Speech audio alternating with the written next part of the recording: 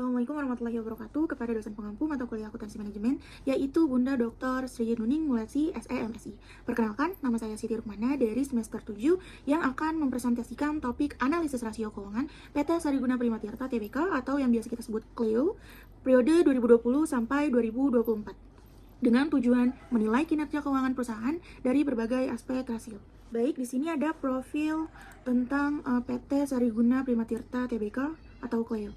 Nah, perusahaan ini adalah emiten yang bergerak di sektor air minum dalam kemasan atau bisa kita sebut AMDK dan dikenal dengan merek dagang yang biasa kita sebut CLEO.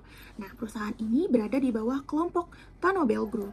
Lini bisnis utama perusahaan mencangkup kepada produksi dan distribusi air mineral dalam berbagai kemasan serta pengembangan jaringan pabrik dan distribusi di Indonesia. Baik, slide selanjutnya yaitu portofolio produk CLEO. Nah, di sini juga ada kategori utama produk. Yang pertama ada CLEO bottle atau PET bottle dengan ukuran 220 ml, 330 ml, 600 ml, dan 1 liter. Nah, segmennya ini berupa konsumen retail, kantor, dan perjalanan. Ciri khas botol ini bisa botol yang ramping, botol yang tertutup rapat, desain elegan, dan kualitas air yang sangat premium. Nah, yang kedua itu CLEO Cup dengan ukuran 120 ml dan 240 ml. Nah, segmen pasarnya itu di rumah tangga, restoran, perkantoran, lalu di elemen. Nah, keunggulannya sendiri ini tuh sangat praktis, higienis, dan ekonomis. Nah, yang ketiga ada CLEO Galon, dimana kalau CLEO Galon ini tuh berukuran 19 liter. Nah, segmen pasarnya sendiri dia bisa berupa di rumah tangga, kantor, dan instansi. Kalau yang CLEO galon ini tuh sangat bervariasi, bisa CLEO galon biasa atau reusable atau CLEO galon sekali pakai atau non reusable. Kalau yang CLEO galon sekali pakai ini tuh lebih higienis dan praktis untuk area dengan akses air yang sangat terbatas. Nah, di sini juga ada ciri khas produk CLEO. Yang pertama itu air minum murni dengan teknologi modern, lalu yang kedua kualitas premium dan aman, lalu yang ketiga yang sangat ramah lingkungan, lalu desain kemasan yang sangat modern dan praktis, lalu yang kelima citra merek bersih, modern dan sehat, lalu yang terakhir inovasi berkelanjutan. Slide selanjutnya yaitu ada tujuan dari analisis rasio keuangan pada PT Sariguna Prima Tirta Tbk CLEO. Nah, tujuannya ini adalah untuk menilai sejauh mana sih perusahaan mampu mengelola sumber daya keuangannya secara efektif selama periode 2020 sampai 2024. Nah, melalui analisis ini, perusahaan itu dapat mengetahui tingkat kinerja keuangannya, terutama dalam hal kemampuan menghasilkan laba atau yang bisa disebut profitabilitas, menjaga likuiditas untuk memenuhi kewajiban jangka pendek, serta mengelola struktur model agar tetap solvable dalam jangka waktu yang sangat panjang. Nah, selain itu, analisis rasio juga digunakan untuk mengevaluasi efisiensi operasional, yaitu sejauh mana sih aset dan modal yang dimiliki dapat digunakan untuk menghasilkan penjualan secara optimal. Nah, lalu bagaimana manajemen? Hasil manajemen analisis rasio menjadi dasar penting teman-teman dalam mengambil keputusan strategis seperti perencanaan ekspansi pabrik, lalu kebijakan pembiayaan, hingga kebijakan pembagian dividen. Nah, sementara bagi investor dan kreditur, rasio keuangan ini memberikan gambaran objektif mengenai kinerja, stabilitas, dan prospek perusahaan ke depan. Dengan demikian, analisis rasio keuangan ini tuh tidak hanya berfungsi sebagai alat evaluasi kinerja internal, tetapi juga sebagai sarana komunikasi keuangan yang memperkuat kepercayaan pihak eksternal terhadap sebuah perusahaan. Baik, kita sudah masuk ke analisis rasio-rasio. Yang pertama ada analisis rasio likuiditas.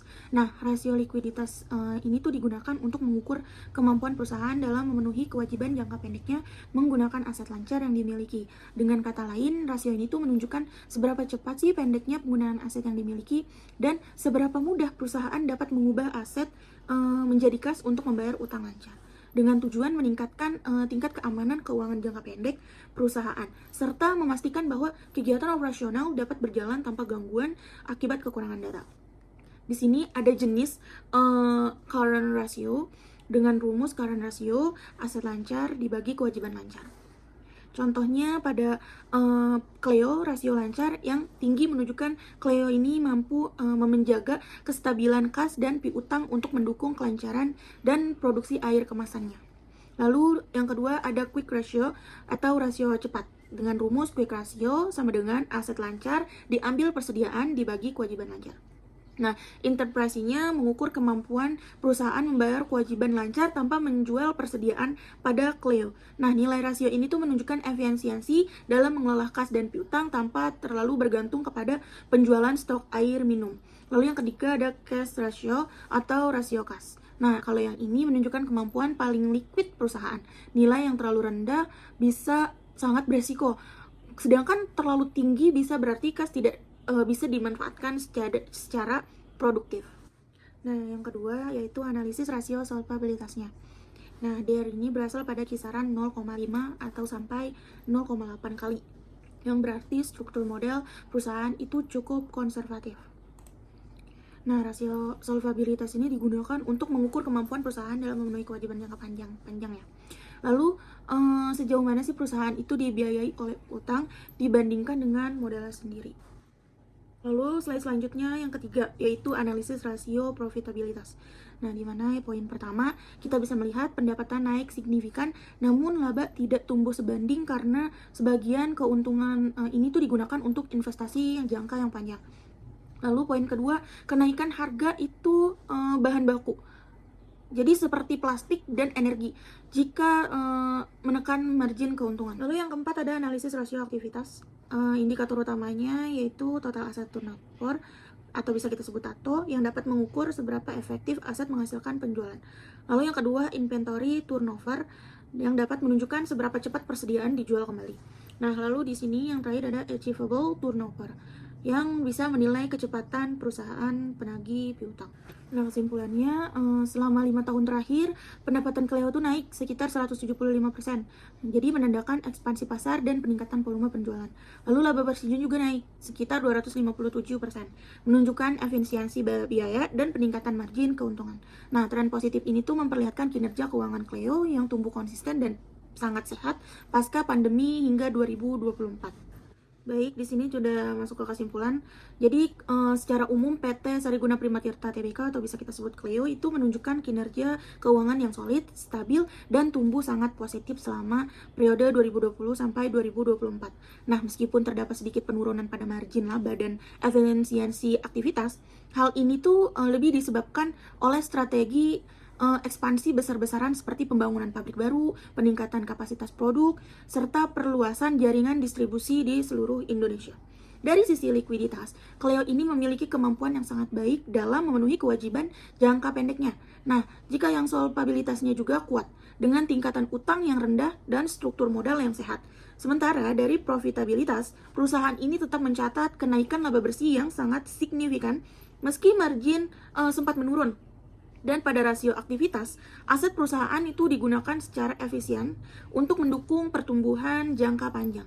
Nah, demikian, secara keseluruhan kondisi keuangan Clio ini berada dalam kategori yang sangat sehat, memiliki prospek pertumbuhan yang sangat baik, dan siap menghadapi tantangan bisnis di masa depan melalui strategi penguatan operasional dan efisiensi keuangan yang berkelanjutan. Baik, sekian dari presentasi saya. Wassalamualaikum warahmatullahi wabarakatuh.